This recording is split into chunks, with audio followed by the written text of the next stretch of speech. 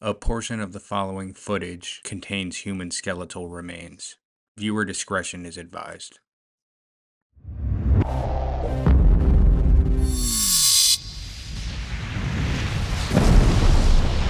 Using Google Earth, I saw these structures in the desert in southern Peru. From prior research, it was kind of clear to me that these were likely the remnants of ancient architecture, and it was pretty vast, sprawling across this portion of the desert. There was some sort of abandoned industrial facility here, but from Google Earth, I could see that there was still much appearing to be buried underground. I had to check it out. I was entering the Paracas and Nazca regions of Peru, so it was my guess that these structures would be attributed to either of those cultures. As I got to the area, I started on this side of the complex here and was shocked to see just how much of the monumental structure was above ground.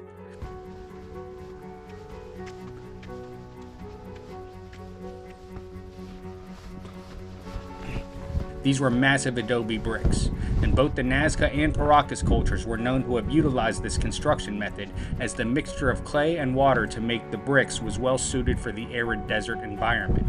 The Paracas culture predated the Nazca, circa 800 BCE to 100 CE, while the latter Nazca came after until about 500 CE.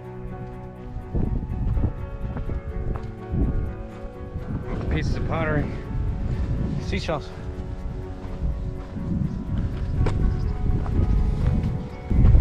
They look like sandstone bricks that have been weathered over time. You can see adobe structures up and down the coast of Peru, and sometimes these bricks could weigh up to 100 tons. Now these ones here at this site were definitely weathered, but they were also incredibly large. Pieces of bone everywhere, so people were finding things. People had definitely been here and not only left their marks on the landscape, but also on the adobe structures themselves, as you can see people's names etched into them all over the place.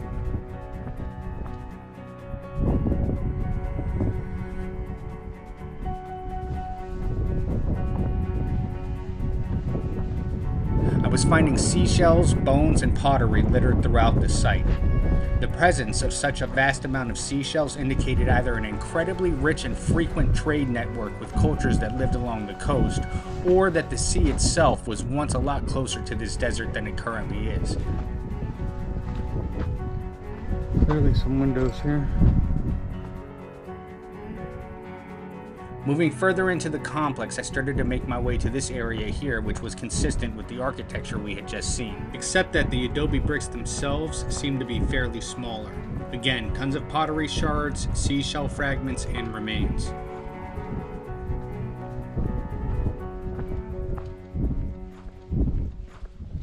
Oh, there's a big hole here.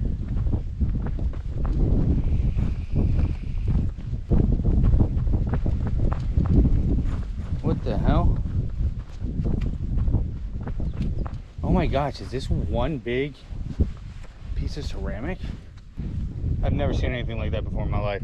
I've never come across a piece of ceramic this large, and after a ton of research, I've not been able to concretely find anything comparable in journals or peer-reviewed articles or any sort of publications. After talking with a few specialists, the consensus has been that to fire something this large and keep it intact would be an extraordinary feat to say the least, and they were also kind of baffled at how it could have actually been pulled off.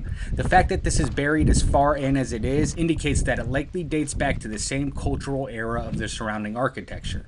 I jumped in it to give a sense of scale. This thing was huge. My initial thoughts was that this was likely for storage of some sort, or itself was an interment that may have once held a mummy in that classic seated position known throughout Peru. This is where I had entered the complex, and I began to make my way to the opposite corner. Along the way, I was able to see the complexity of the structures that were clearly still buried under the sand.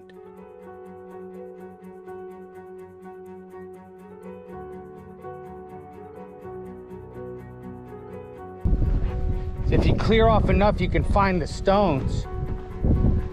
See the depression? It's these stones that are stacked up. You can also see the massive amounts of looting pits at this site.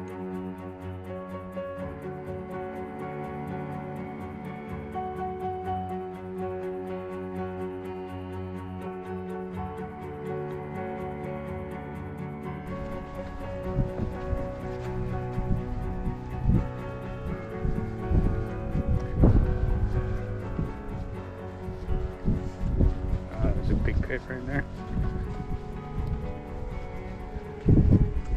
This felt like a temple of some sort given its height and pyramidal shape approaching the apex. The stones were incredibly large and there were identifiable sections that appeared to be rooms and entranceways.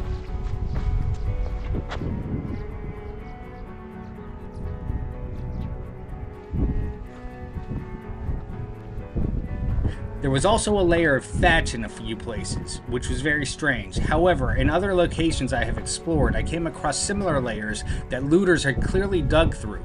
And at those places, that thatch indicated that it was actually the roof of structures that had been buried in the sand over time. So that just indicates how deeply some of this stuff might be buried.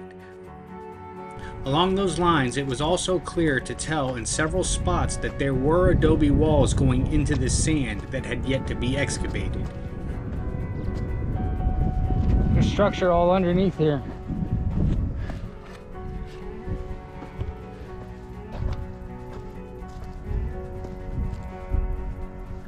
This area of the complex had by far the densest collection of human remains, pottery shards, and textile fragments, and you couldn't walk anywhere without running into several.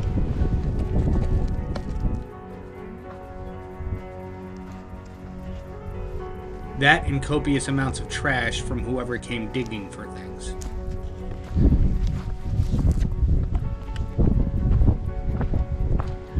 The funerary practices of the cultures in this region would have the deceased wrapped in several layers, becoming bundles of cotton and textile, which is what was strewn about all over the place. I imagine looters were pillaging the corpses to find any artifacts that may have been within the layers.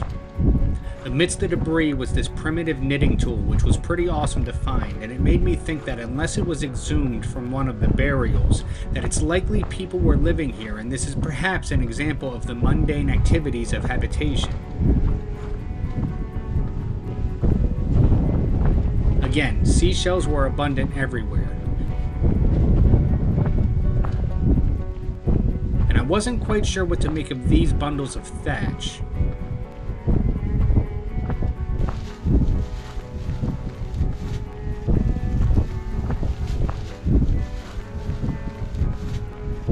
But here, this seemed to be a woven article of clothing, or maybe a basket. Probably the most disturbing thing to come across were the unearthed limbs of the deceased. Many mummies have been found intact in this region of Peru because of the preservation characteristics of the environment, which although great for study, can be quite shocking to come across. That looks like a foot. You can even see how well the hair is preserved too.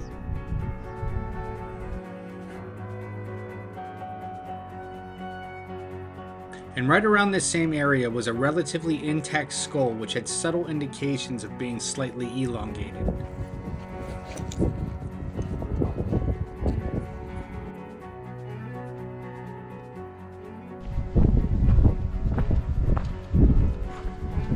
This was only one of the dozen or so sites that I came across during my trip that had clear indications of structures still buried underneath the sand, in addition to artifacts and skeletal remains from mummies that had been scavenged over time. And that's just one of the many problems sites like this currently face. It's the lack of resources for proper excavation, investigation, and preservation. Ultimately, that's one of the goals of this channel, is to be able to generate enough awareness, create the connections in order to bring things like that to these sites. And if you're interested, you can help contribute to those efforts as well, through various means, like subscribing to this channel, for example, if you haven't already. Also, there's cool Pillars of the Past merchandise with original designs. There's also a Patreon that has exclusive content for members. All of that information will be in the description below and in the channel bio. As always, thank you for watching, and I hope to catch you in the next video.